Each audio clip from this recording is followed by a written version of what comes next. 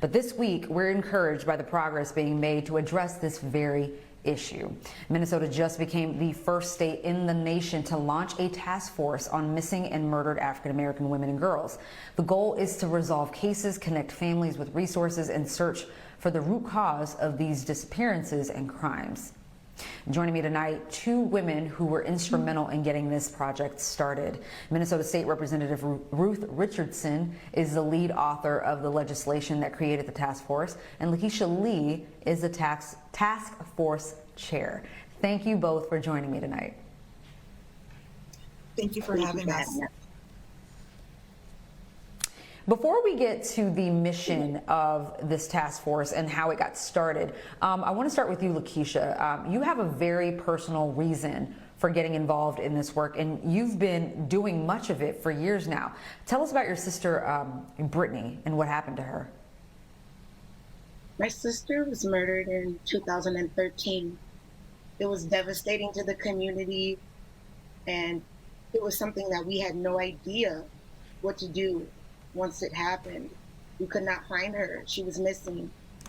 We reached out to the police, and they said because she was 18, that's something that 18-year-olds usually do. But we were the experts in our family on Brittany, and we knew that something was wrong. I got involved in criminal justice, working, volunteering in the community. And when Brittany's place opened on the east side of St. Paul, they opened a shelter for youth in the Twin Cities that are experiencing homelessness and are at risk for trafficking and sexual exploitation. My sister was sexually exploited, and that ultimately led to her death. Now, through our pain, we have been able to give back to the community and to be able to help our local youth, those who are trying to get out and get safety and shelter. Lakeisha, you said that your sister's case is proof that this kind of exploitation can happen to anybody. Even before this task force, your loss inspired you to get involved in activism and community support to try to help other families. Tell us about some of that work. I've been doing a lot of outreach, connecting with youth in the city locally who are homeless, because they are definitely at risk all the time. I've done a lot of work in the homeless system. I've done a lot of case management. I've done court advocacy. I've testified, to be able to continue this work in legislative efforts, because this is so important. A lot of youth that I've connected with, they aren't even aware of the resources that are available to them. So that's part of what I do. I call myself a hope giver. I'm providing hope and providing resources, showing youth that there are people who are here to help. And they're comfortable talking to me specifically. When I walk with them inside of the hospital, when we go to court, I look like their sister. I don't look like a case manager. I don't look like someone taking them from the foster care system. The work that I do is so important, and I'm proud to be able to do it in Twin Cities. You and your mom testified about Brittany's story in front of the Minnesota lawmakers as part of the process to push for this task force. All of your hard work brought you to that important moment. What did that feel like? Extreme joy to be able to come full circle when we were in a place of such despair. This really devastated our family, our community, and it was a really unclear way out of how we would heal. So for us to be able to testify was a moment of true joy and positivity and hope for the future. It really made a difference in my life, and I appreciate and I thank Representative Richardson and all of her hard work in bringing us to the forefront and believing in me and my family. Representative Richardson, I want to bring you in now. You're the lead author of the legislation that created the task force, and you led the charge to get the bill passed. Tell us what motivated you to get involved. You know, when we think about politics, politics are personal. And with this task force, it's no different. Having lost family members myself, having family members who are survivors of intimate partner violence and domestic violence, it was really important that we take the step to really amplify the voices of those who are closest to the pain of this issue that have really gone not listened to. I mean, people have been speaking out for decades, but this was a opportunity for the first time in our nation to really center the voices of those families to ensure that we are bringing new resources and shining a light on a crisis that has been with us for decades in this country. Now, Minnesota is the first state in the nation to do something like this, and it wasn't a quick process. Minnesota's governor commended you and also members of the task force like you, Lakeisha. Let's take a listen to what he had to say at the bill signing. And Representative Richardson embodying what servant leadership looks like, going to the Capitol, not just with ideas or platform, that's important, but with a plan on how to get something done, and then an expectation that it will be done, and then being in the place where the work is actually going to be done. I think the legislators here know how very rare that is and how very special it is. So I am incredibly grateful. And the folks who will set on the task force and who are already doing the work, and I just want to be clear, folks who have been doing this work for decades without a task force designation or the state being there, please understand, we know we are standing on the shoulders of giants who have been fighting this lonely battle by themselves in many cases. Now we're just trying to bring some more support, to try and listen to the people who know what needs to be done. Representative Richardson, how long did it take to get here, and why can something that seems like such an important and obvious idea that can do so much good take so much time to come to fruition? Well, it took too long to get to this point, and at the ceremony, I was very clear that this task force was long overdue. Not only long overdue for the state of Minnesota, but long overdue for the nation as well.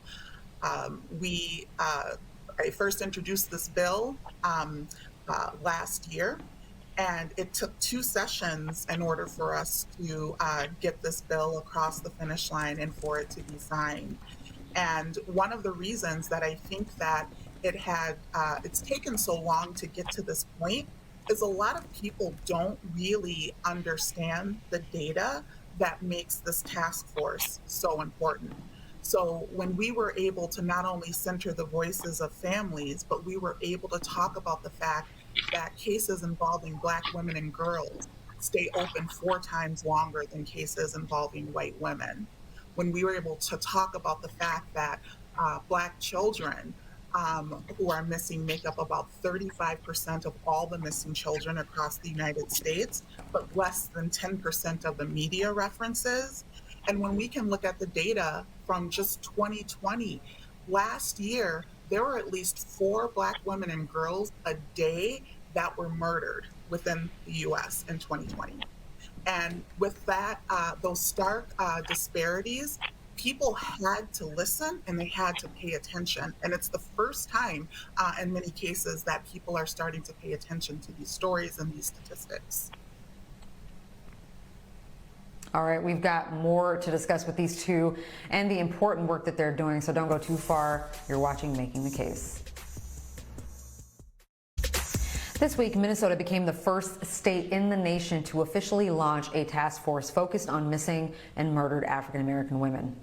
Tonight, we are talking to 2 of the women who were instrumental in making it happen.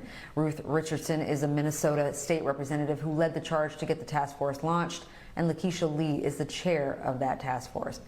Representative, back to you. At the bill signing this week, You talked about the need to make structural changes. What does that look like?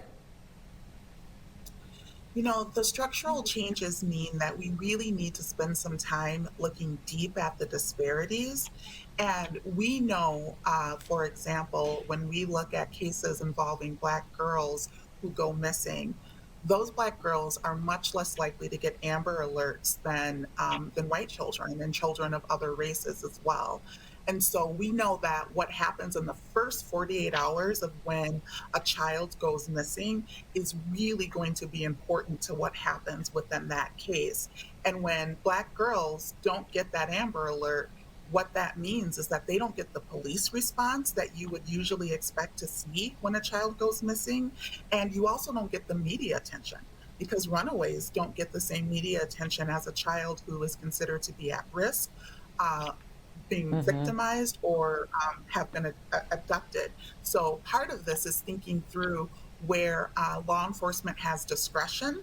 How do we ensure that they're looking at these cases with an eye towards equity and ensuring that our Black women and girls are just as protected as other individuals as well?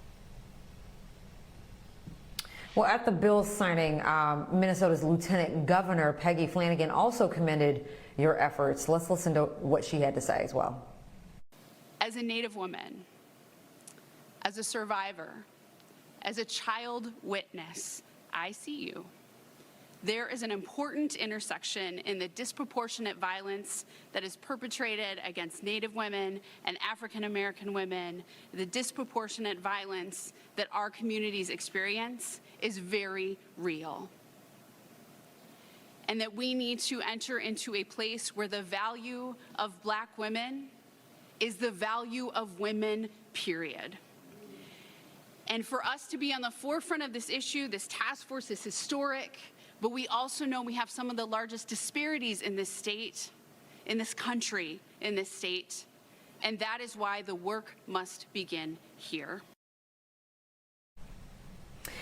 Why is it important, Representative, to have support from people like her, and has the work begun in your state?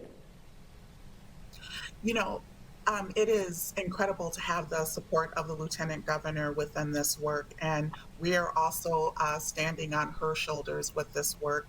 She has worked diligently within our communities to protect women and girls. And I think it's really important, you know, she made a really important point about the challenges and of the disparities that Minnesota has. Nationally, the estimates are that Black women are twice as likely to die of homicide when compared with other women of other races. In Minnesota, they are 2.7 times more likely to die by homicide. And so we have some really significant challenges in Minnesota that we are looking to address. And this task force, I think what's going to be really important about it, we're going to move beyond just looking at the data and admiring the data to actually centering the voices of families to help with the strategies and solutions to make real sustainable change. And I think one of the important things that we are going to want to lift up as part of this task force is an office focused on missing and murdered Black women and girls, so that long after this task force disbands, that there are resources in place to keep the work going. Having lawmakers involved in this fight is important, obviously, but when we cover cases of missing Black women and girls every week, too often family members tell us that they struggle to get support from media, law enforcement, or both. Lakeisha, why are we still having this issue, and how do we begin to change this? I believe that this issue is still occurring because our communities are not being heard or valued. You know, the news media usually the reporters don't look like us here in the Twin Cities. We are not the majority. We have to be valued by our community for us to be able to protect each other, and the resources to be spread out the whole community so that there's some equality here. Now, Minnesota is the first state in the nation, again, to take this step. Representative, you posted on Twitter that your goal is to center the voices of people closest to the pain of this crisis and urge a national response. What can people who don't live in your state do to help? It's a really important question, and it's one that I've been hearing a lot from around the nation as this story has gotten some traction and some attention.